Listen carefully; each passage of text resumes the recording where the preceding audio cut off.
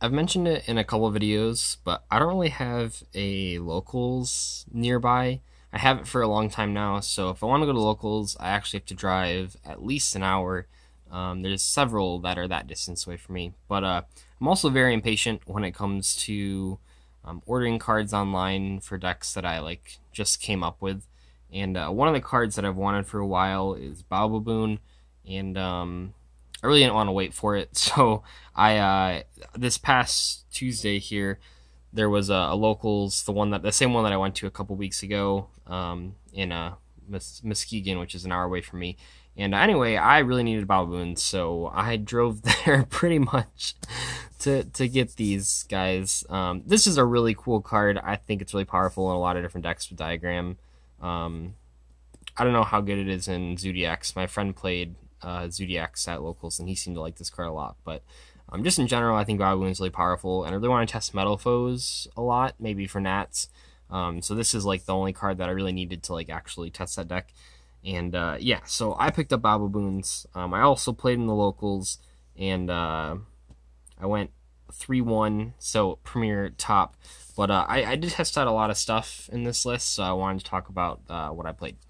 But yeah, I don't regret getting these Baobaboons. They're gonna come up a lot for me, and I mean it's a monkey in a tree, so that's pretty cool. Anyway, so I played Dinosaur Yang Zings, but like I said, I tested like a lot of new stuff that I was sort of figuring out as I was making those combo videos. But for the straightforward stuff, we did just play the 3 Soul-Eating Oviraptor and the 3 Miscellaneousaurus and the 3 Baby Cerosaurus. Those are like all the standard 3-ofs that you kind of have to play. Just one Petitodon, Petite Treat. I'll never figure out how to pronounce this guy's name. It's impossible. But one of him because he's really bad to draw. And then I noticed that the Switzerland first place profile, which was Yang Zing Dinosaurs, and the OCG guy that like keeps going to worlds or keeps winning worlds, he like played this deck to second place at a tournament. I noticed they both played 2 of the Jiracs, so I tested that out.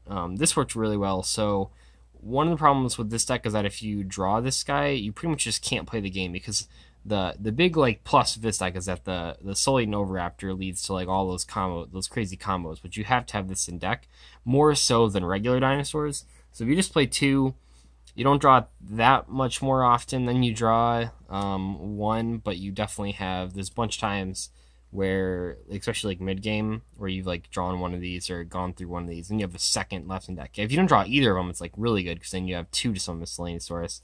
But yeah, this didn't break at all. Honestly, surprisingly, there were other cards that bricked, but we'll get to that in a second. One Ultimate Conductor, like I still want to play like 2 of this card. I don't know. It's like this card's so good, and they usually have to waste a lot of resources to get over it, and you can bait out a lot of cards. So I kind of just want to play 2, but then it's like so bricky, and there's one of the problems with this deck is that there's so many cards that are bricks to draw. So like I want to cut down on them. So like that's why everyone plays 1 of this card, but it's just so powerful that I want to play more than 1, but probably can't. 1 Dogeron, I was gonna play 2, because now it's so this was the main reason I want to go play in this tournament was because it was a new format. I don't have a lot of testing in new format, so I thought like Masterpiece would be bigger, but this deck doesn't have like a huge problem in Masterpiece. You can just kill it, you can beat over it with Ultimate Conductor or whatever. But yeah, that guy's kind of cool. For the True Kings, I switched back to the 3 and the 1 instead of the water guy as well. I might have been playing 2 of the fire guy in the last profile. I don't know what I was playing last profile. I feel like I was playing a lot of these guys. Yeah, the water one, once again, when I'm not playing that card, came up like a bunch of times, but I now know from like playing it in that one tournament, maybe that's anecdotal evidence, maybe I should play a little more, but I know from playing the last tournament, I bricked it so many times, it was just ridiculous, because you can't really summon it. I know in the last profile, people were like, oh, well, you can, like, summon Dweller or summon VFD and make things water. Well, that's not a good play at all, and you guys know it. But, yeah, so I didn't play the water guy. I did miss him, like, a bunch of times, though. Mainly because you can summon Chiwin from your deck by destroying him. That's, like, super cool. But, yeah, so I didn't play that guy, and I kind of regretted it, but also, like, I know that I'm not supposed to play bad cards like that, so I don't know what I'm going to do about that. For the Yang Zings, we stuck to what we were playing earlier, so 2 Swanee, 2 Bian, and 1 Chiwin.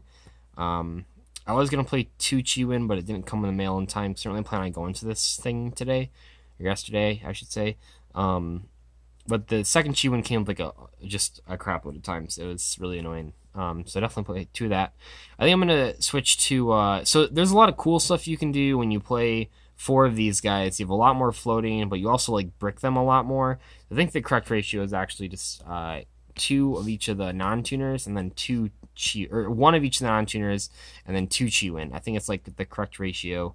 Because I mean, like I said, this when you play all these guys, and like I said, I want 2 Chiwin as well. That's 6 of them. You draw them a lot, and that's really rough. They're not very good to draw. It's fine seeing 1 of them because then you can just normal summon it and pop it with like Diagram or a True King. When you draw multiples, it's like really bad. So I feel like the longevity that I gained from playing 2 extra Yang Zings is sort of not worth it when like I just brick a million times more. So and Chiwin's like the best one to draw too because it's a tuner, so you can just like do stuff with it. For the hand traps, I still don't have Ash Blossoms. I asked the people there if anyone had them for sale, but no one had them for sale, and I really don't want to buy them online, so it's kind of rough. I'll probably have to buy them eventually. But anyway, we played 2 Ghost Ogre, 1 Maxi, and the one thing I was testing was this guy, the Ancient and Ascended Ritual. So if you don't know what this guy does, he when your opponent activates a card or effect, well, let me read it one second because it's card or effect. Yeah, when your opponent activates a card or effect that targets a monster you control, you can just negate it by discarding this. I don't think his card's like amazing by any sense, and obviously if you have Ash Blossom, you should play it. But the reason I was playing this is that because when you open Soul Eating Overraptor and you do the double negation combo, you end with the Herald of Arclight, and when the Herald tributes itself, you can actually just like search this. So you don't want to draw this; you just want to search it with Herald, and that was I don't think I opened like a Diagram Baby like once going first. But the times that I did, I think there might have been one hand where like I opened it going second several times and still made the double negation combo. But this thing just kind of adds on to that combo being super deadly. So yeah, I liked him. I didn't love him, and space will probably be pretty tight when I get Ash Blossoms. Played 3 Diagram, 3 Terraforming. You guys know the expensive cards. 3 Fossil Dig, good for searching. Yang Zing Path was really good. It didn't get Ash Blossoms like a million times like it did at the last one. Soul Charge, I love this card a lot. This card's really good when you just draw like multiple Diagrams and multiple True Kings, as opposed to like any Yang Zings or Dinosaurs. You can just like Soul Charge and make VFT and stuff. And then I needed like filler because I didn't have the Ash Blossoms, so we played Book of Eclipse. The other filler card was Skill Drain. These were my Ash Blossoms, and then sort of the other hand trap guy. These are like fine. I don't think I ever saw a Skill Drain, and when I saw this, it was like okay. But yeah, those are just my filler cards. 1 Pillars, definitely like your really good negation. And then I played 2 Oasis of the Dragon Souls. Yeah, I mean this card was all right. It's not as good as the OCG one where like they can't pop it with Trident, but well, I guess they don't have Trident in the OCG, so they really can't pop it with Trident. But yeah, this got popped by Trident a lot, and I found myself in a lot of situations where I couldn't bait the Trident before doing this. But drawing this coin first was actually just like insane. There were a lot of hands where this was good. Bringing back Dingalong is just really stupid. So I don't know how I feel about this card, but it was fun to test. I'll have to test it more before I make a full verdict.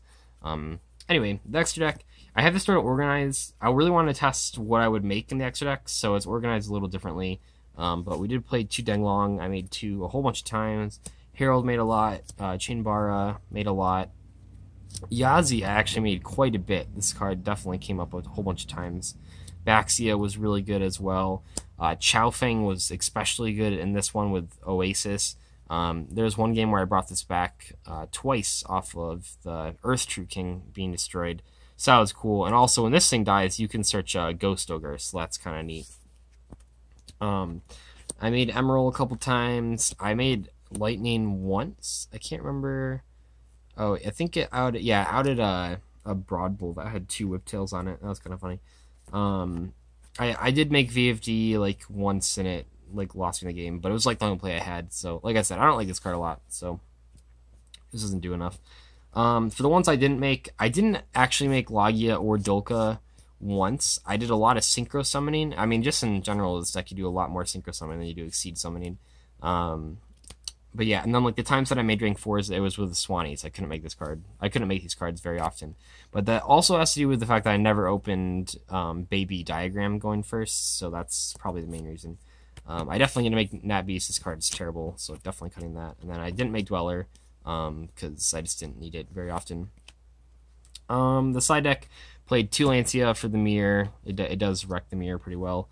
I play another one of these guys for going first, because, yeah, it's okay, I guess, but you don't need to play 2.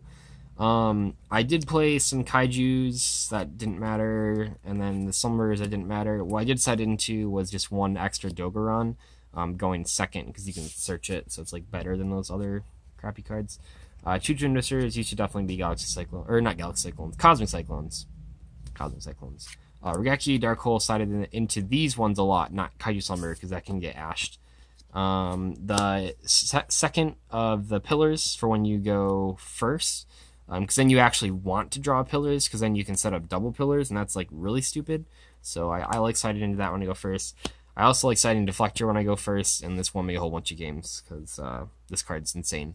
Anyway, hopefully you guys enjoyed this deck profile. Hopefully you are looking forward to some Baobaboon deck profiles as well. And anyway, I'll see you later. Bye.